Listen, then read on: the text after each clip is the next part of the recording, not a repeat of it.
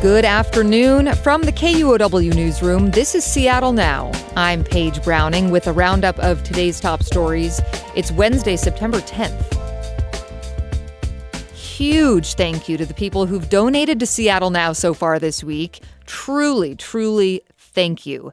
You are making it possible for us to bring you shows twice a day and once on the weekend now. This show is made from a collaboration from a newsroom full of local journalists. Joshua McNichols, Ashley Haruko, Scott Greenstone, Stephen Howie, and many, many more. Now that federal funding for public media is eliminated, though, we now rely almost entirely on listeners and local businesses for support. This week is our fall membership drive, and I would love if you could join as a member. The donation link is in the show notes. Thank you. People in Washington state and around the country are responding to today's fatal shooting of conservative activist Charlie Kirk at an event in Utah. It's not known what motivated the killing. Governor Bob Ferguson wrote on social media, "There is no place in our democracy for political violence." The chair of Washington's Republican Party, Jim Walsh, issued a statement that said Kirk embodied the righteous exercise of free speech. Washington Attorney General Nick Brown, a Democrat, also posted a statement saying, quote, "No matter your beliefs, we should live without fear of expressing ourselves." In Seattle today, one of the big stories is about surveillance. The city council has approved a plan to install more surveillance cameras around town in an attempt to help police fight crime. But yesterday's vote wasn't unanimous. City Council member Dan Strauss voted against the expansion. So did Councilmember Alexis Mercedes Rink, who said she's worried about how the cameras could be used. It is a matter of when, not if, our data will be handed over to the federal government and other actors. So, colleagues, I urge you for these reasons to think of your neighbors, think of your community, and to think if you yourself would want to live with a camera infringing on your civil liberties. More than 120 people spoke out against installing more cameras around the city. The new ones will be installed near Garfield High School, the Stadium District, and on Capitol Hill. Surveillance cameras are already up and running in downtown Seattle, the Chinatown International District, and along Aurora Avenue. That's already on the books. And now Seattle Mayor Bruce Harrell is starting to roll out what his budget next year will include if reelected. He says his 2026 proposal will include $350 million for affordable housing, which he calls the largest such investment in the city's history. These funds will protect and expand affordable housing across Seattle, provide emergency assistance to help people stay in their homes, and work to reverse inequities so we can build a better future. Katie Wilson is Harrell's progressive challenger in the mayor's race. She calls for the city to pursue a $1 billion bond to build more affordable housing. Harrell says on top of his $360 million proposal, he'll also propose $80 million to help aid people whose families were harmed by past redlining and restrictive racial covenants. Harrell is rolling out his full 2026 budget proposal throughout this month.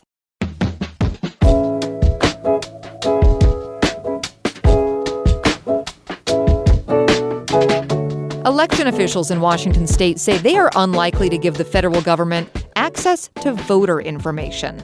This week, the DOJ asked Secretary of State Steve Hobbs for the state's full voter database. That includes things like birth dates, driver's license information, and partial Social Security numbers. The letter comes as the Trump administration has raised unsubstantiated claims of widespread voter fraud. Secretary Hobbs told the Seattle Times his department is reviewing the request. Tourism dollars are more critical than ever as local governments face revenue shortfalls. But a changing political landscape means tourism's future in Seattle is less clear. Joshua McNichols has more. Tourists visiting Seattle brought in $840 million in taxes in Seattle and King County last year. That's 8% more than they did before the pandemic. But next year, experts expect the number of foreign tourists to drop by a quarter, due in part to federal border and visa policies. Tammy Canavan is CEO of Visit Seattle. I see an erosion of certain international visitors. We also see an increase in some domestic ones. So it's a bit of a give and take and an ebb and a flow with the visitor economy.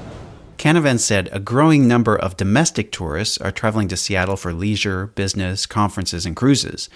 Local hospitality businesses hope that could help offset lost revenue from foreign tourists and eroding profits from inflation. Joshua McNichols, KUOW News. Hear more about local tourism on the latest episode of KUOW's economy podcast, Booming. In environment news, a state plan to set aside 77,000 acres of mature forests on DNR lands is facing opposition on multiple fronts. KNKX environment reporter Bellamy Palethorpe has more.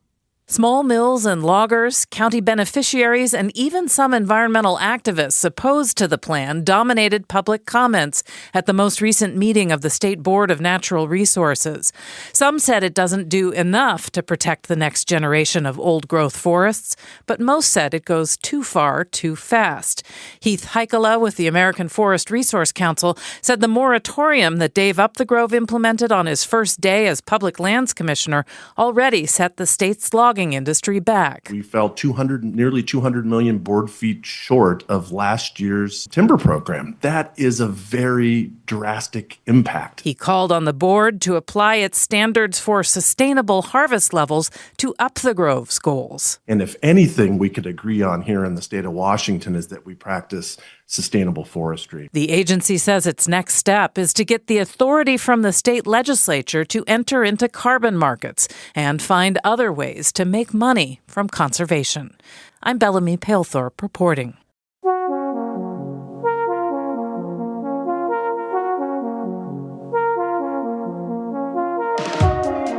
An update now on a story we brought you recently. A scathing audit found lax financial oversight at King County's Department of Community and Human Services that resulted in improper payments to contractors and potential fraud. This week, the auditor corrected a mistake in how much the agency's grant-making had increased in recent years. It grew from $922 million to $1.8 billion. The main findings of the audit have not changed. And finally, it is a big day for soccer fans. Today's your first chance to try to snag tickets for the 2026 World Cup matches set to be played at Lumen Field. A pre-sale registration period opened up today and will close September 19th. If you enter, your name could be randomly selected for a chance to buy tickets. Tickets for the group stage matches will start at $60. Seattle's set to host 6 matches at Lumen Field next June and July. Next time on Seattle Now, our theater scene is down but not out, and some Seattle theaters are working together to stay alive. Theaters are like grapes. They grow best in bunches, and it's more that it's a community.